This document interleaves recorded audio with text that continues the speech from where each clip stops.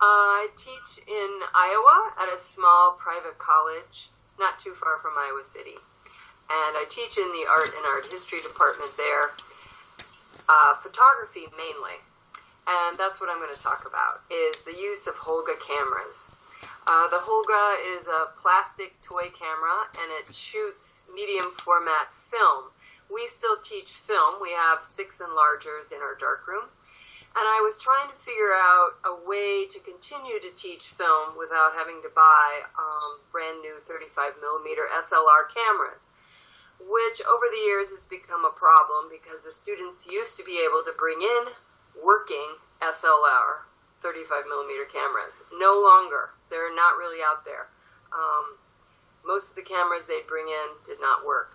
So I tried to figure out a cheaper alternative, and I had used the Holga and really liked it, so I started using the Holga camera to teach with.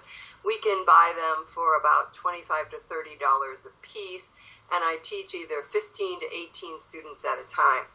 The other reason it works really well is because every camera is exactly the same, and so rather than having a Canon I don't know what, and a Nikon, I don't know what, and 2 different kinds of Minoltas, I have all the same kind of camera, which really works nicely to teach and to instruct. The other thing about using the Holga that I like, well, there's quite a few reasons, but I've already mentioned a few. The other thing is that it teaches the students a lot about film. Most of them have never shot film before. Most of the students don't even understand that they have to focus. They have to figure out how far away they are from their subject and set the camera. They don't understand about winding or cranking film. I mean, they're completely kind of clueless as to how film cameras work. And this teaches them a whole lot about how film is sensitive to light, not the other way around. I guess it works both ways. But anyway, it teaches them a lot, and it's tricky. It's not the easiest thing for them to figure out. They end up with having a lot of film that is